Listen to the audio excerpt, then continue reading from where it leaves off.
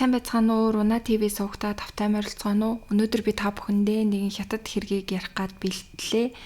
Фудан их сургуулийн Финлийн кампус магистрийн татвар байрны 20 дугаар байр 421 тоотод өглөөс ирсэн Хуанлян өрөөнөөсөө гарan нойрмогнүүдээр аяга барин ус цэвэршүүлэгч рүү очоод аяга дүүргэн нэг амьсгаагаар уудаг. Усны амт сонир санагдсан тул тэр даруй бөөлжсөн цутган дотор нь муухаарч эхэлсэн. Хуанляны хувьд Фуданы анагаахын шинжлэх ухааны их сургуулийнх нь чих хамар хоолойн мэрэгчлэр магистрт суралцдаг оюутан залуу байгаа. 421 тоотод Хуанлян 2 румейтийн хамт амьдардаг.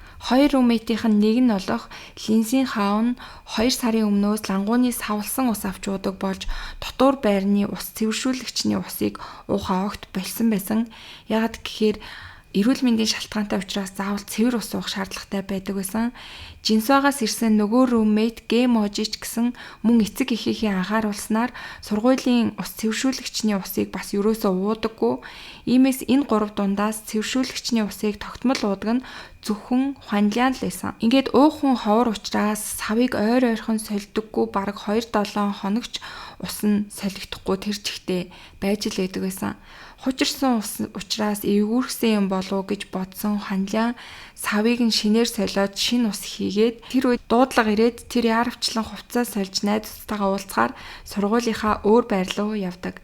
Харин Хуанляны биеийн байдал гів гинтл улам хүндэрч бөөлжиж аман цангаж дотор нь муухаарч эхлэн өдрийн цагаар бүр тисгэ болж эхэлсэн. Ингээд Хуанлян ах эгч найзуудаа дуудан эмнэлгийн яаралтай тусламж аван эмнэлэг дээр очдог. Эмчнэр бөөлжөж хэвлийн эсгээр нь өвдөж сул байх зэргийг нь хараад гидсний өрөвсөл байна гэж онцлоод түүнд хордлого тайлах болон өрөвслийн эсрэг туслыг залгаж өгдөг. Ингээд туслаа хийлгэж дууссаны дараа тэр дотор байрлууга амархаар буцаж ирдэг. Ингээд дотор байрандаа ирээд руммейт Гэможид болсон явдлаа ярьж ус цэвэршүүлэгчний уснаас ерөөсөө битгий уугаарай гэж анхааруулсан. Тусал залхуулаад хэдийгээр арай дээрдээд ирлээ гэж ботсон боловч түүний булчин нь хүчтэй өвдөн бүр 39-өөс дээш халуурч эхэлдэг. Маргааш нь Хуанлян видео онцлог мэрэгчлэр суралцдаг руммейт Лисийн хоогоор ходоодны хитаван шинжилгээ хийлгдэг. Ходоод хэвийн харагдаж байна гэж тэр хэлсэн. Гэтэл ол зөвхөн ходоодыг нь харах ёстой байтал Синхао илэгчин ч гэсэн маш сайн байна гэж илгээг нь нас давхар харж өгсөн. Гэтэл энэ шөнө түүний бие нь улам илүү муудаж тэр найзынхаа хамт дахин эмнэлэг рүү очоод үзүүлэхэд илгэний үйл ажиллагаа нь маш хүнд гэмтсэн байна. Ялтслаг эсийн тоо огцон мунсан байна гэсэн хариуг авсан. Хэд хоногийн дараа Сичуан мужийн Жүгүн хотоос түүний гэрийнхэн яаралтай шанхаад ирдэг. Хүүн танигдахгүй болтлоо ядарч туйлдсан байгааг нь хараад сэтгэл нь маш их өвдсөн. Тэр шөнө аав хүүгийнхээ өрөөнд хондог. Тэр үед түүний руммейт Линсийн хоо бас хамт байсан. Тэгээ аав нь болохоор түүнээс та хоёр тийм ойр дотны найзууд уу гэж асуусан чинь Линсийн хоо хариулахдаа тийм ээ мэдээж бит хоёр бол бүр сашгүй маш сайн найзууд гэж хариулсныхаа дараа Линсийн хоо өрөөнөөс гарч аав нь хүүгийнхаа хажууд хүүгээс ахиад үлддэг. За ингээ эмнэлгийнхэн болохоор яг тодорхой шалтгааныг нь бол бүрэн олж чадаагүй ч гэсэндээ шинж тэмдгийнхэн дагуу эмчилгээг нь хийж байсан боловч Хуанляны байдал бол нүдэн дээр бүр илүү дордож эхэлсэн. Тэр үед нөгөө нэг руммейт болох Гэможийн усууж болохгүй шүү гэж Хуаны хэлж байсныг санаад уснаас дээж аваад танилынхаа лабораторид шинжилүүлэхээр явуулдаг. Гэтэл хариуд нь бол усанд ямар ч асуудал байхгүй байна гэсэн хариу ирсэн. За тэгээ маргааш нь болохоор нөгөө руммейт Линсийн хоо болоод түүний өрөөний Гэможи Хуаныг эмнэлэг дээр эргэж ирдэг. Хуанляны бие бол улам муудсан, бие нь маш их хавгансан, амьсгаан давчдсан, ямар ч эмчилгээнд хариу үйлдэл үзүүлэхгүй хэвэрлээсэн. Анагаахын шинжлэх ухааны сургуульд сурдаг найзууд учраас анагаах ухааны талаар бол нэлээд мэдлэгтэй. Тэр найзуудын хувьд хэд хурдтай явагдаж байгаа түүний хаван, илэгний ферментийн өсөлт зэргийг нь хараад хорт бодисын улмаас илэг нь хортсон юм шүү гэсэн таамгийг бол тэд нэр тавьж исэн. Тэгээ идэж ууж исэн бүх зүйл хэрэгэлдэг хэрэгсэл хувцас хүнэр гээд боломжтой бүх зүйлүүдийг нь бол найзууд нь шалгаж шинжилгээнд явуулж исэн боловч ямар ч тийм ноцтой зүйл олдсонгүй. За тэгж байтал Гэможи буюу руммейт залууд нь руммейт Линсийн хоогийн нэгэн найз ингэж хэлдэг. Синхоо саяхан илгийг хордуулах бодисоор судалгаа хийж байсан. энэ холбоотой байж болох уу гэсэн нэг тийм сэжигтэй зүйлийг хэлдэг. Геможи синхо байхгүй хойгоор түүний ноутбукийг нээж үзтэл саяхан нитрозидиметиланыг туршилтанд ашиглаж байсан нь харагддаг. Нитрозидиметилин гэдэг нь болохоор элгийг хүчтэй хордуулдаг, хүний биед хавдар үүсгэгч бодисыг хэлдэг юм байна. Удаан хугацаанд тууштай өртөх юм бол элэгний хавдар үүсдэг. За энгийн судалгааг нь харсан геможи бол нөгөөний рүүмэд Хуанляантай холбоотой болов гэсэн сэжиг төрж эхэлдэг. Ингээд Хуанляны шээсний дээжийг нь авч шинжилж үзье гэж бодоод түүний шээсний дээжийг нь аваад шинжилж үзтэл нөгөө бодис нь шээснээс нь илэрдэг. Геможи болон ахлагч нь эмнэлэг сургуулийн хамгаалтын албанд Хуан энэ бодисонд хордсон байна гэдгийг бол шууд л мэдээлсэн.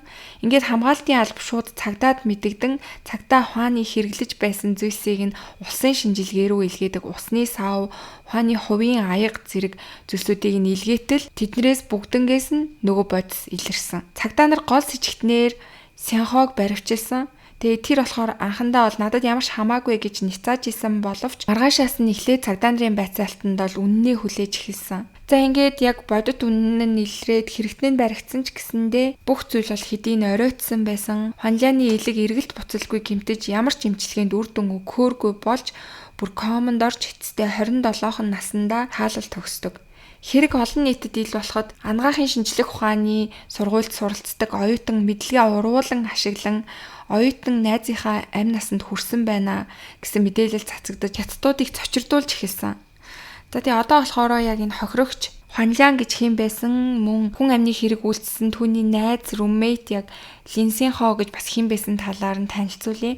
Хуанлян нь 1985 оны 8 сарын 15-нд Сичуан мужийн Жүүгүн хушууны нэгэн айлд төрсөн. Айлын ганц хүү. Аав нь хөдөө аж ахуйн газрын төрийн албан хаагч, ээж нь хөдөө аж ахуйн бүтээгдэхүүний компанид ажилладаг байсан. Ажилтан зөрдөг учраас 13 жилийн турш ам бүл хамтдаа ерөөсөө амьдраагүй тусдаа өөр газар амьдардаг байж байгаад 1997 онд Хуаныг дунд сургуульд ороход нь аав нь хүүтэйгээ хамт бай гэж шийдээд төрийн албанаасаа гараад гэр бүлийнхнийхээ араас нүүж очиж хамтдаа амьдарч эхэлсэн. Тэгээ тэндээ болохоор давсны үйлдвэрт ажилд ороод ажиллаж эхэлсэн. Мэдээж орлого нь өмнөхөөсөө бага байсан ч гэсэндээ гэр бүлийнхэнтэйгээ хамт байх нь бол хамгийн том аз жаргал гэж бодоод гэр бүлийнхнийгээ сонгоод ирсэн нь энэ байсан. Хуанляныг ахлах ангид байх үеэс эхлэн эцэг их хоёр нь хоёулаа ажилласаа халагдаж ээж нь хүнд өвдөн цуглуулсан байсан бүх мөнгөө ээжийнхээ эмчилгээний зардалд гэр бүлийнх нь шавхаж зарцуулж эхэлсэн. Аав нь ямар ч ажил голол хийж эхлэн санхүүгийн хямрал донд Хуанч гэсэндээ сургууль суралгүйгээр аавдаа тусалдаг юм уу гэж бодсон боловч аав нь бол хүүгээ заавал сурах ёстой гэж ятгаж эхэлсэн. Ингээд 2004 онд их сургуулийн эсэлтийн шалгалтанд 750 онооноос 600 оноо авч дээд зэрэглэлийн сургуульд элсэж чадхааргүй арай оноо дутсан ч гэсэндээ дахин бэлтгэж дараа жил нь 690 оноо авч төрийн тэргүүлэх 3 сургуулийн нэг болох Фудангийн анагаахын шинжлэх ухааны их сургуульд элсэж орж чадсан. Түүнийг сургуульдаа явахад нь тосхных нь 8,000 yen цуглуулж өгөн тэр Шанхайд ирж чадсан. Дараа нь эцэг эхээсээ мөнгө нэхэлгүй сургалтын төлбөр болон амжиргааны зардлаа бүгднийг өөрөө зохицуулан амьдарч байгаад бакалавра төгсөөд Фуданы чих хамар хоолойн магистрийн ангид элсэн суралцаж эхэлсэн байсан. Хэрэг гарахын өмнөхөн сургуулийн шалгалтандаа 1-р байр эзлэн маш хөдөлмөрч ирээдүйдээ гэрэл гэгээтэй эмч болох нь гарцаагүй харагдаж исэн. Гэвч харамсалтай нь яг энэ үедээ найзынхаа гарт амнасаа алдсан байгаа. За харин хэрэгтэн Линсинхо болохоор 1986 онд Гуандун мужийн Хэпин хошуунд төрсөн. Дээрээ 2 эгч, доороо 1 эрэгтэй, 1 эмэгтэй дүүтэй. Аав нь аудио техникч, ээж нь хаягдл хайрцаг түүж зардаг. Амьдрал нь бол нилийн тааруу тийм гэр бүлээсэн. Багаасаа ангийнхаа шилдэг сурагч, тосгоныхондоо мундаг хүү гэж байнга дуудуулдаг. Дунд сургуулиасаа эхлэн байнга гонц сурч сургуулаа төгсөхдөө шилдэг сурагч болж төгссөн. Дараа нь Гуанчжоу хотын Жуншан их сургуулийн анагаахын шинжлэх ухааны их сургуульд нэлсэн бакалавра тэнд төгсөөд багшийнхаа саналын дагуу Фуданы видео унш зүй магистрт улсын тэтгэлгээр ороод суралцаж байсан. Түүнийг нутаг усных нь бол бүр маш оюунлаг, маш ухаантай хүү гэж бүгд л түүнээр бахархдаг байсан. Линсинхогийн ээж нь зүрхний хүнд өвчтөй Хүмүн сургуулаа төгсөөд нэг л өдөр намайг эмчлэндээ гэж хүүдээ байнга тэгдэг байсан. За хохирогч залуугийн хувьд болохоор нийтэж зантай тийм залуу байсан бол хэрэгтэн синхроны хувьд бол дотгошоогоо нилээн дуугай, гунигтай гаднаасаа харагддаг тийм залуу байсан. Түүний хувьд болохоор нийгэмд ер нь бол сурлагаас илүү мөнгө ирэх бидэл маш чухал юм байна гэж байнга найзуудтай ярьдаг байсан. Тэгээ өөрийгөө бол хизээ мөнгөтэй олж хизээ ирэх мэтэлтэй болох юм болоо гэж байнга ярьж түүндээ бол маш их түгшиж байгаагаа илэрхийлдэг байсан. Тэгээ хохирогч болоод хэрэгтэй хоёрын хувьд хоёулаа л эдийн засгийн хувьд хүнд нөхцөл байдлаас өөрсдөө онц сурж толгоогоороо энэ сургуулиудад элсэж орсон боловч зан чанарын хувьд бол шал өөр зан чанартай хүмүүс байсан.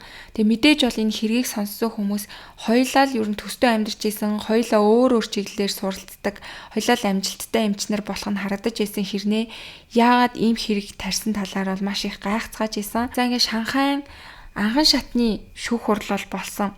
Лянсанхоо усанд бодис хийснээ илэн далангүй хүлээсэн. Харин шалтгаан нь бол хүмүүсийг бол маш их уурлуулсан. Тэр нь юу байсан бэ гэхээр хэрэг болсон 4 сарын 1-ний өдөр нь ер нь бол Монголтой адилхан нөгөө инээдмийн баяр байсан. Тэгээ би бинийгээ ингээ хуурдаг ч юм уу нэг тиймэрхүү үйлдэл хийдэг тэр баяр байсан.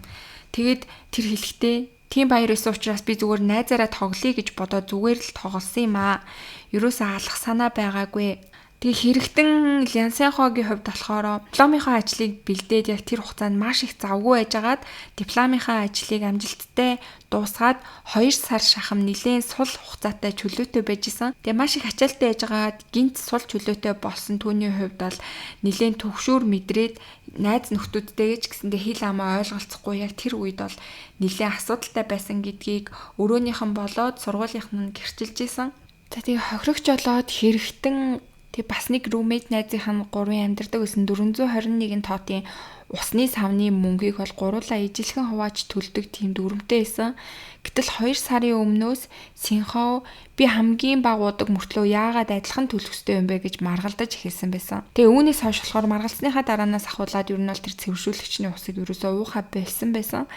За харин нөгөө roommate болох Геможи нь бол угаасаа эрүүл ахын шаардлагаар уудаггүй байсан ч гэсэндээ мөнгийг ол төлөлцдөг байсан байгаа. За тэг Геможи буюу нөгөө roommate нь шүүхтэр гэрчлэл хэлэхдээ Синхон буюу хэрэгтэн хохирогчийг бол маш их анзаардаг, байс хийгээд өөрийгөө түүнтэй харьцуулдаг юм шиг харагддаг байсан. Тэгээ түүнийг бол маш их ингээд янз янзын түүнийг юу хийж байгааг нь байнга анзаарч идэг гэсэн гэж хэлсэн байсан. Тэгээ үндэ бол яг тэр хэрэгтэн Синхоны хувьд амь насаа алдсан хохирогчд бол маш их атаархдаг байсан нь олон сургуулийн сурагч нарын хэлснээр бол тодорхой болсон. Тэгээ тэр хэлэхдээ би бүх зүйлийг хэцүүгээр хийж ингээ олж авдгаа. Тэгтэл ухааныг ингээ харахаар бүх зүйлийг амархан олоод авчихдаг юм шиг харагдаж байна. Надад мөнгө маш хэцүү олддог. Ухааныг харахад тэр байнга л тайван харагддаг мөртлөөсөө мөнгөтэй элбэг дэлбэг байдгаа гэж өөрийгөө түнтэй байнга харьцуулдаг байсан гэдг нь бол ил болдог. 3 сарын сүүлээр тэр ухааныг найзуудтайгаа инээлдээд сууж байгааг нь харангуутаа инээмсэглэлийг нь балламаар байна гэсэн тийм хүсэл төрснөө шүүхтэр хилдэг.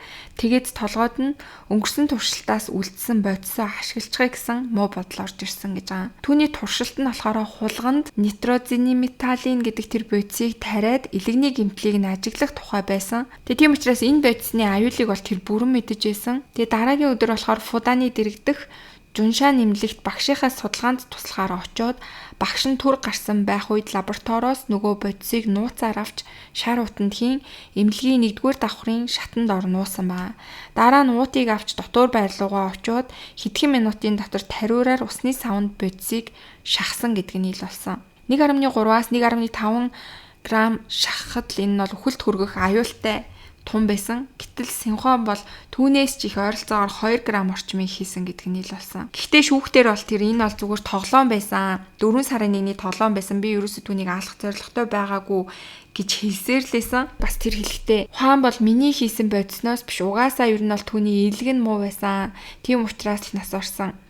Хулганд энэ хорийг тарихад бол тийм хурдан өгөхгүй байсан гэх мэтчлэн маш сонин тийм тайлбаруудыг тавьж эхэлсэн. Тэгээд шүүхээс бол мэдээж түүнийг туршилт хийжсэн хүний хувьд анагаахын шинжлэх ухааны сургуульд сурдаг хүний хувьд тэр хорт бодисны чанарыг бол хинээс ч илүү маш сайн мэдэж байсан. Үүнийг зориуд хийсэн маш туйлын харгас аллага байна гэж үзсэн. Мөн хохирогчийг өвчнөдөө зовж шаналаад хит хоног байхад нь хүртэл өөрийгөө тэр хорт бодис хийсэн гэдгээ хэрвээ эмнэлэгт хэлчихсэн бол яг зохих эмчилгээг нь хийх байсан гэдэг дээр бас маш их шүүмжлэн түүнд цаазаар авах ялыг оноосон. Шүүхийн явцад бол Синхуа маш тайван, хүйтэн хүндий тийм дүр төрхтэй байсан. Тэгээд шүүхтэй найз нөхдөдөө гэр бүлийнхэнтэйгээ юу ч болоогүй юм шиг харьцаж байгаа нь харагдчихсан. Мөн хэвлэл ярилцлага өгтөөч гэсэндээ маш тайван ингээ ярьж байгаанаас харагдчихсан. За тэгээ хэрэгтний үед болохоор цаазаар авах ял авсан ч гэсэндээ давж заалтсан. Тэгээ давж заалтах шүүх хурал дээр болохоор өмнөх хурлаасаа шал өөр очихсон, нулимс туслуулан би найзыгаа алах санаагүй байсан. Эцэг их минь нэг л өдөр хүүгээ алдахаар болчихлоо. Та бүхэн инэрэнгүү хандаач гэж хүсэж эхэлсэн. Түүний аав ухааны гэр бүлээс уучлалт гуйж энэ бол санаандгүй аллага байсан гэдгийг онцлон уучлалт гуйсан. Фуданы их сургуулийн 17 оюутны түүнийг уучлахыг хүссэн өргөдлийг хүртэл аав ээжээрээ хүсэлт явуулан сурагчдаар бичүүлэн цуглуулж шүүхэд бас тэрийгэ өгсөн байсан. Гэвч давж заалдах шатны шүүх хурал дээр бол шүүгч түүний өмнөх ялыг нь хэвээр үлдээгээд цаазаар авах ялыг нь бол үлдээсэн. Энэ хэрэг илэрсний дараа бол олон нийт ухааны найзууд буюу нөгөө нэг руммейт нь бол маш их жин чармайлт гаргаж мөн хэрэгтний найз ч гэсэндээ тэр найзд нь яг үнэн зөв мэдээллийг сэжилж байгаа зүйлээ хэлснээс энэ хэрэг илэрсэн гэж үзсэн. Тэгээ найзуудад нь бас гэр бүлийнх нь маш их талархаж байгаа хэлжсэн. Хэрвээ энэ үнэн илрээгүй байсан бол бас шүүх хурал нь хоошлоод хэргийн явц нэгэн удаашрах байх байсан баха гэж үзэж байгаа. За тэгээд өнөөдрийн та бүхэнд бэлтгэж хүргэсэн хэрэг маань энэ түрээд өндөрлж гин. Тэгээд миний бодлоор бол тэр шүүх дээр түүний хэлсэн үг нь үнэхээр гомдмоор маш аимшигтай санагдсан. Өөрөө айлын ганц хүүгийн амь насыг хөнөөгөөд аав ээжийн шүүхтэр зогсоож байгаа хэрнээсээ өөрөө цаазаар авах ял амгах. За аав ээж хоёр маань гинтл хүүгүй болно гэдг нь аимшигтай санагдаж гин гэж хэлж байгаа үг бол бүр үнэхээр бусад хүмүүсийг ойлгох чадваргүй, тийм сэтгцийн хувьд бол эрүүл биш хүн шиг санагдсан. Тэгээ та бүхэн бас юу гэж бодож гин? Комент хэсэгт сэтгэлдээ бичиж хуваалцаарай. За тэгээ та бүхэн бас сувг дээрээ лайк, subscribe дараагүй байгаа бол лайк, subscribe-а дараад сувгаа дэмжиж өгөөрэй. За тэгээ дутхгүй эргээд дараагийнхаа дугаараар уулзцгаая.